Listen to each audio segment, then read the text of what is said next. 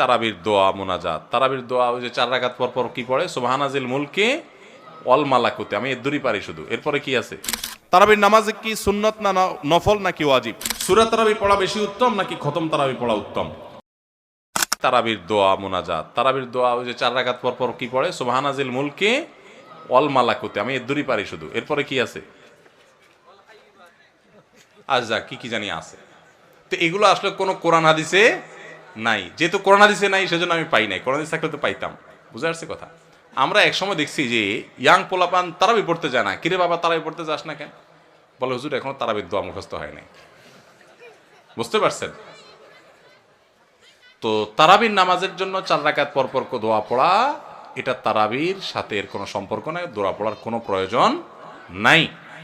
4 রাকাত পর একটু অবসর দেয় ইমাম সাহেব, এটা রেস্ট। আপনি এটা একটু পানি খাবেন, দরকার একটু হাত পা এদিক সেদিক করবেন, একটু রেস্ট করবেন, একটু শরীরটা এলায়া বসবেন, দরকার একটু পেশাব ওযু করে চলে আসবেন। এটা হলো রেস্টের সময়। তারাবি মানে হলো আরাম করে করে পড়া, 4 রাকাত পর রেস্ট দেওয়া।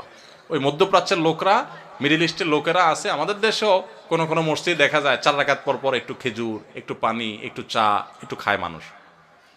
তো এটা তো রেস্টের সময়, আপনি রেস্ট না করে কি করতেছেন? ইমাম সাহেব এতক্ষণ পড়ছে, হাফেজ সাহেব দুমায়া টানছে, আপনি তো এতক্ষণ শুনছেন বসে, কোনো ডিউটি ছিল না। এখন 4 রাকাত পর বরং আপনি আরো ডিউটি শুরু করে দিয়েছেন, সুবহানাজিল মুলকি ওয়াল মালাকুতে। তাহলে রেস্ট হলো না রেস্টের উল্টাটা হলো? এগুলার কোনো প্রয়োজন নাই, এগুলো কোরআন হাদিসে নাই। কোরআন হাদিসে যেটুকু আছে সেটুকু আপনি তারাবির নামাজে তেলাওয়াত সুন্দর করে মনোযোগ দিয়ে শুনবেন, নামাজ সুন্দর করে পড়বেন, বাস শেষ। এর বাইরে আলাদা কোনো নিয়ত বা দোয়ার প্রয়োজন নাই। তারাবির নামাজের নিয়ত কিভাবে করব? ভাই, তারাবির নামাজ বা যে কোনো নামাজের নিয়ত জরুরি। নিয়ত ছাড়া কোনো আমল হবে না। কিন্তু নিয়তটা হলো মনের ইচ্ছার নাম। নিয়তটা কিসের নাম? আমি ভাইকে দিয়ে নিয়তটা কেন শুনছি সেটা আপনারা জানেন? জানেন না আপনারা? আমি ওনাকে দিয়ে কেন শুনলাম বলেন তো? কে বলতে পারবেন? কে বলতে পারবেন না? আমি ওনার দিয়ে এই জন্য শুনছি যে ওইটা আমার জানা ছিল না। এটা হলো সত্য কথা। ওইটা আমি নিজেও জানি না। নামাইতুয়ান দিয়ে শুরু এটা জানি, কিন্তু বাকি শেষেরটা আমি জানি না। এই জন্য আমি চাইছি একটু শুনতে আর কি। আমি জানি না এই জন্য যে কোরআন হাদিসে কোথাও পাই নাই। এখন ভাইরা কেউ পাইলে তো ভিন্ন কথা, আমি কোথাও পাই নাই। এই নিয়ত মুখে এরকম গদবাদা উচ্চারণ করা, হ্যাঁ এটা পাইছি আমরা ছোটবেলা বোগদাদি কায়দায়। বোগদাদি কায়দা এটার জন্য কত মাইদ্যরে হয়তো খাইছি, পাইয়া তখনই ভুলে গেছি। এটা পরবর্তীতে কোরআন হাদিসে যেহেতু পাই নাই, এই জন্য আর আমরা ওটা মুখস্থ করি নাই। ভাইরা আমার, নামাজের জন্য এরকম নামাইতুয়ান, এরকম গদবাদা যে দোয়া আমরা শিখেছি, এগুলোর কোনোটি কোরআন বা সুন্নার কোথাও আমরা নিয়ত করব মন থেকে যে আমি তারাবির নামাজ পড়ছি, বাস এটা আমার ইন্টেনশন আছে, নিয়ত আছে, মনে আছে, এটাই যথেষ্ট। মুখে উচ্চারণ করা জরুরি না, এবং মুখে উচ্চারণ করা এটা সুন্নাও না। নবী সাল্লাল্লাহু আলাইহি ওয়াসাল্লাম শেখানো না এটা আমাকে। ইবাদত করতে হবে তার পদ্ধতিতে। কোনো হাদিসে যদি এবার উৎসাহ দেওয়া না থাকে, আমি কেন সেটা করতে যাব, কসরত করতে যাব? তবে হ্যাঁ, নিয়তটা হলো অন্তরের ইচ্ছার নাম, সেটাই যথেষ্ট। আলাদা মুখে নামাইতুয়ান পড়ার দরকার নেই। তারাবির নামাজে কি সুন্নত না নফল নাকি ওয়াজিব? তারাবির নামাজ সুন্নাত। নবী করিম সাল্লাল্লাহু আলাইহি ওয়াসাল্লামের সুন্নাত, সাহাবায়ে কেরামের সুন্নাহ। অতএব সুন্নাতের নিয়ত করলে নামাজ হয়ে যাবে। নফল শব্দের অর্থ হলো ফরজ ওয়াজিবের বাইরে এক্সট্রা, অতিরিক্ত। নফল মানে অতিরিক্ত, সেই হিসাবে নফল নিয়ত করলে আদায় হয়ে যাবে। কিন্তু এটা সুন্নাহ নামাজ। তারাবির নামাজ কিসের নামাজ? সুন্নাহ নামাজ।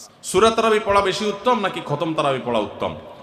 অবশ্যই যদি আপনি কোরআনে কারিমের খতম পড়তে পারেন, সূরা তারাবির চাইতে সেটা উত্তম, এতে কোনো সন্দেহ নাই। সূরা তারাবিতে তো সামান্য ছোট ছোট আপনি কেরাত পড়বেন, আর খতম তারাবিতে বড় বড় কেরাত পড়বেন। তো কোরআন বেশি তেলাওয়াত করাটা তো অল্প তেলাওয়াত করার চাইতে বেশি উত্তম, সেটা তো বলাই বাহুল্য। এই জন্য অবশ্যই খতম তারাবি উত্তম। কিন্তু খতম তারাবি যদি তুফান মিল গতিতে হয়, 5G 6G গতিতে হয়, তাহলে সেই খতম তারাবি যদি হয়, যেই খতম তারাবিতে কি পড়েন, হাবেশ সাহেবের শুধু ইয়া আলামুন আর তা আলামুন ছাড়া কিছু না বুঝেন, তাহলে ওই রকম খতম তারাবি পড়ার চাইতে সূরা তারাবি পড়া উত্তম।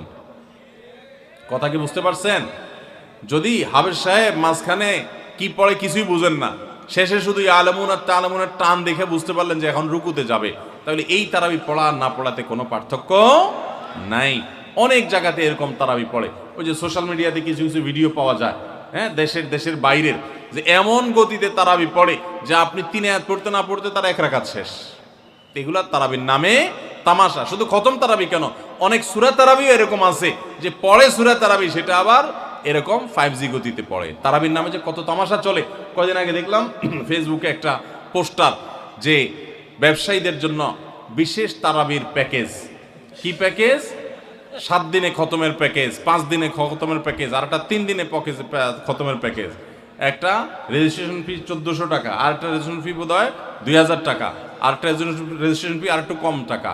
হ্যাঁ, রেজিস্ট্রেশন ফি দিয়া হাফেজ সাহেবরা চুক্তি করে তারাবি পড়ায়। কিয়ামতের আগে যে আরো কত কিছু হবে একমাত্র আল্লাহ তাআলাই ভালো জানেন। এগুলো সব তারাবির নামে কি ভাই? তামাশা। জায়েজ না এইভাবে করা। রমজানে হারিয়ে যাওয়া এমন কিছু আমলের কথা বলুন যা অধিক ফজিলতপূর্ণ আমল, কিন্তু তা অনেকেই জানে না বা আমল করে না। 4টি আমলের কথা বলতে পারি। 4টি আমল আমরা অনেকেই গুরুত্ব দেই না, অথচ সে আমলগুলো আমাদের পুরো রমাদানকে সম্পূর্ণ সার্থক করে দিতে পারে, অর্থবহ করে দিতে পারে, রমজান সাকসেস করে দিতে পারে। সে 4টার ভিতরে প্রথম এবং 1 নম্বর যেটা বলতে চাই তা হলো রমজান মাসে রোজা রেখে এবং রাতের বেলা পুরো রমজান জুড়ে সকল প্রকার পাপাচার, কাউকে কষ্ট দেওয়া, গালি দেওয়া, হক নষ্ট করা, সব ধরনের গুনাহ থেকে, গীবত শেকায়েত করা, চোখের গুনাহ, সোশ্যাল মিডিয়া ইত্যাদি সবগুলো থেকে বেঁচে থাকবেন। প্ল্যান করে যে কোনো মূল্যে প্রয়োজনে আমি আইডি ডিঅ্যাক্টিভ করে ফেলবো, অ্যাপ ডিলিট করে ফেলবো, তারপর সব ধরনের গুনাহ থেকে বেঁচে থাকবেন। এটা হলো রমজান সার্থক করার সবচেয়ে গুরুত্বপূর্ণ কাজ। 1। 2 নম্বর হলো রমজানে আমরা অনেকে কোরআন পড়ি কিন্তু কোরআন শোনাশুনি করি না। হাফেজরা করে অবশ্য। নবী করিম সাল্লাল্লাহু আলাইহি সাল্লাম রমাদানে শোনাশুনি করতেন। এটা একটা হারিয়ে যাওয়া সুন্নাহ বলতে পারি। জিবরিলকে তিনি শোনাতেন, আবার জিবরিলের কাছ থেকে তিনি শুনতেন। এই জন্য আপনি কোরআন পড়বেন, আপনার স্ত্রী শুনবে, আবার স্ত্রী পড়বে, আপনি শুনবেন। স্ত্রী বলে কোনো কথা নয়, এরকম একে অন্যের সাথে কোরআন শোনাশুনি করবেন। এটা একটা হারিয়ে যাওয়া আমল।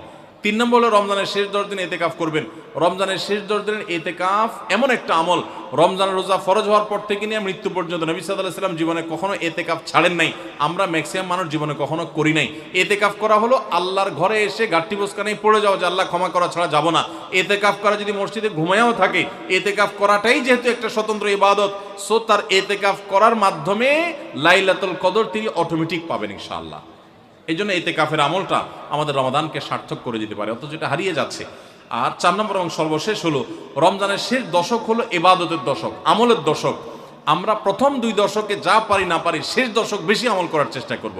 অনেকে আমরা শহর থেকে গ্রামে যাওয়ার জন্য পরিকল্পনা করতে করতে 4-5 দিন চলে যায়। অনেকে কেনাকাটার জন্য 4-5 দিন ব্যয় করে ফেলি। ঈদের প্রস্তুতির জন্য আমাদের শেষের দিনগুলো নষ্ট হয়ে যায়। এগুলো না করে আল্লাহর ওয়াস্তে শেষ দশককে ইবাদতের জন্য রিজার্ভ করে ফেলি, গোটা ফ্যামিলি সহ ইবাদত বন্দেগী করি, রমজানটাকে আমরা উপভোগ করতে পারবো ইনশাআল্লাহ। এটা আমাদের জন্য তৃপ্তির রমাদান হবে। আল্লাহ আমাদেরকে তৌফিক দান করুন। তাহলে 4টি আমলের কথা বলেছি, সকল প্রকার গুনাহ থেকে বেঁচে থাকা, কোরআন শোনাশুনি করা, এতেকাফ করা এবং রমজানের শেষ দশকে বিশেষভাবে ইবাদতের পরে যত্নশীল হওয়া, শেষ দশকে সকল ব্যস্ততা কমায় দেওয়া। এই 4টে জিনিস আমাদের রমাদানকে সার্থক করতে পারে ইনশাআল্লাহ তাআলা।